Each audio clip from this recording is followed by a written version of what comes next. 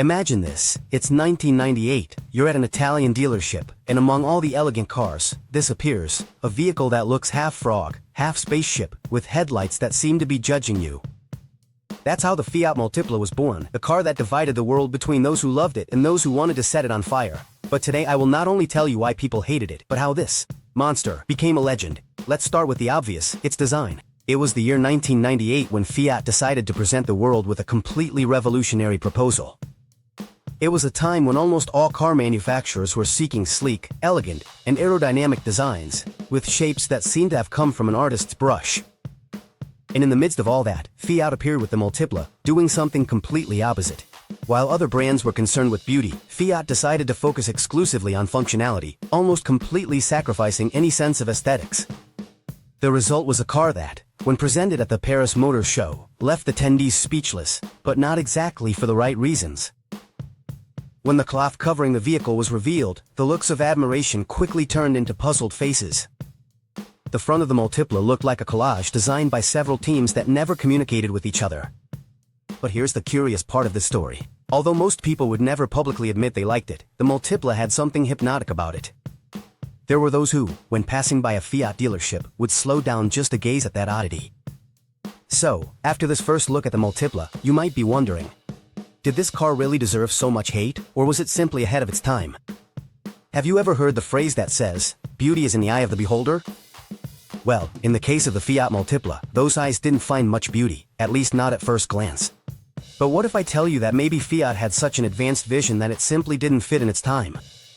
To better understand this, we need to delve into the specific design details, discover what its creators were thinking, and above all, try to understand what went wrong. Let's start from the outside, with the most controversial point. Controversial and striking about this vehicle, its front. The front part of the Multipla is probably the most controversial and hardest to digest aspect of the car. To illustrate it better, imagine for a moment the head of an amphibian animal, with large, separated eyes, a wide face, an inflated appearance, and that strange feeling that something doesn't quite fit in the proportions. That's exactly how the Multipla looked. The main headlights were at the bottom, but Fiat decided that adding two small round lights higher up was an excellent idea. The problem was that those additional lights looked like bulging eyes, surprised at the world watching them. On the other hand, the roofline was equally unusual. Instead of following a sleek and fluid style, Fiat opted for a high, square, and abrupt structure that resembled a small bus more than a family vehicle. This decision was based on a very specific practical logic: to offer extraordinary interior space, with unmatched capacity for passengers and luggage. But, once again, Fiat underestimated something crucial. Buyers not only seek utility, they also want pride and admiration behind the wheel. No one wants to own the car that makes the neighbors laugh. When automotive experts first saw the Multipla, their reaction was brutal. Completely honest. A famous review by a British journalist claimed that it looked like it was designed by two different teams who never met, one in the morning and another in the afternoon, without ever communicating with each other. It was the best way to describe a vehicle whose upper lines did not match at all with the lower ones. What was Fiat really trying to achieve with this risky gamble? To understand it better, we need to go back a bit and see the context in which the Multipla emerged. In the late 90s, European families began to demand larger, more practical, and versatile cars. Brands were competing to deliver innovative family solutions, and Fiat decided to break all the established rules to grab attention and become the leader of the segment. In theory, it seemed like a brilliant strategy to do something so radical that it would be impossible to ignore. And yes, they indeed managed to capture attention for Fiat, adapt the attention. What they never imagined was that this attention would be almost exclusively negative. The design of the Multipla not only generated rejection but also created memes before social media even existed. Can you imagine that? People joked saying things like the Multipla was a car only a mother could love, or even humorously asked, what was the name of the Fiat designer and why does he hate us so much? The funny thing is that the vehicle wasn't technically bad. In fact, many specialists agreed that it had surprising performance and an extraordinary use of space. It forgot something that Apple learned very well years later, that an elegant and attractive design can be just as important as the internal functionality of a product. After all, a car is not just a transportation tool, it is also an extension of personal style, ego, and good taste. They say that what matters is on the inside, and perhaps that's exactly what the Fiat engineers thought when they designed the Multipla. But, after having seen what its exterior was like, you're surely wondering, could its interior be as peculiar as its external appearance? The first thing that would surprise you is that instead of having the classic distribution of 5 seats, 2 in the front and 3 in the back, Fiat decided to place 3 seats in the front and another 3 in the back, creating a capacity for 6 adults to sit comfortably. Yes, You read that right, 3 people sitting in the front. This detail, although it seems simple on paper, was absolutely revolutionary in practice and turned the Multipla into a kind of rare phenomenon in the automotive world. Suddenly, traveling with family had a new dimension. It was literally like sitting shoulder to shoulder with 2 other people in the front, like the first row in a movie theater, but in a car. Now, if you think about it from a functional point of view, this arrangement made sense. Fiat really wanted to offer extreme practicality. The logic was simple. Why leave an empty and unused space between the driver and the passenger if it could be used for another passenger? The problem arose when, for example, you tried to change the radio or use the gear shift if your hand bumped into the knee of the person sitting next to you. Or worse yet, when you tried to enjoy some privacy or personal space and it was almost impossible to achieve. It was like a flight in economy class, functional but slightly uncomfortable. Moreover, the dashboard of the Multipla was just as peculiar.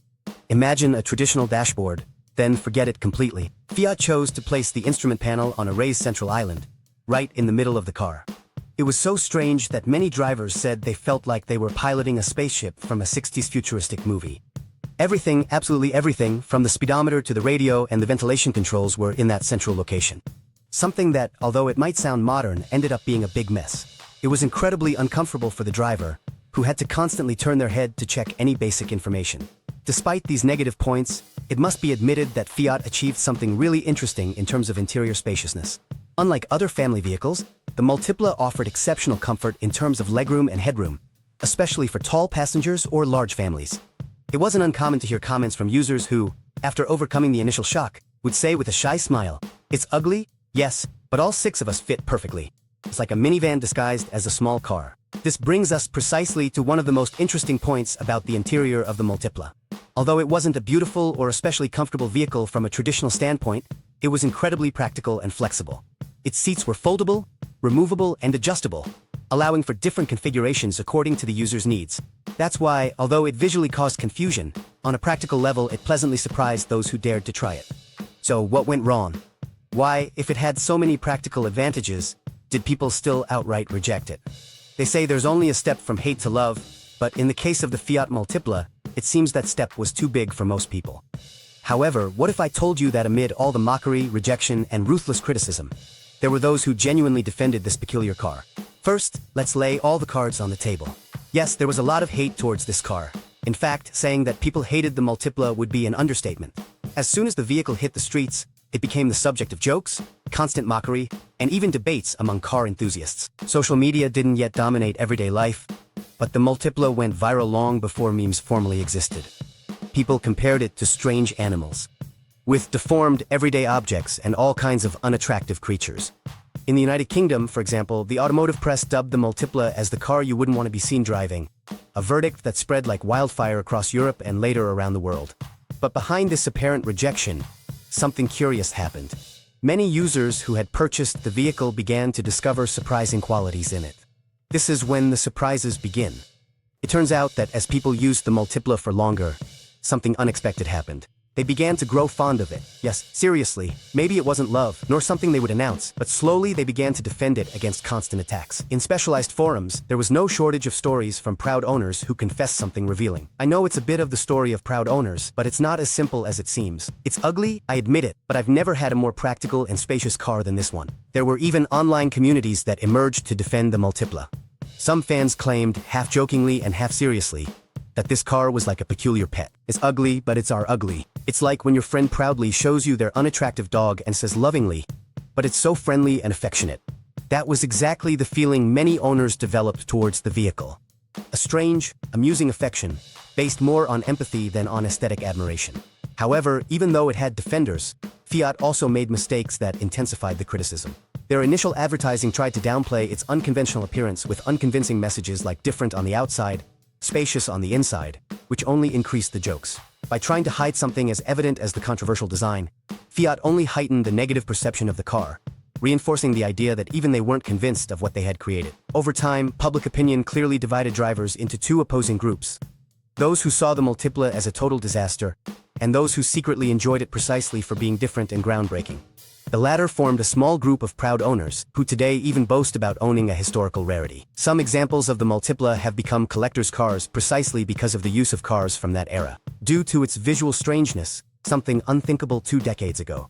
So what exactly made this car receive so much public rejection, yet generate so much private attachment? The answer is simple. The Multipla was too daring for its time. Fiat was light years ahead in practical needs, but completely forgot that cars are much more than functional objects. They are also a reflection of our identity and personality. No one wants to drive something that provokes constant ridicule. Ultimately, the Multipla was a victim of its own audacity, misunderstood by the majority, by a silent minority.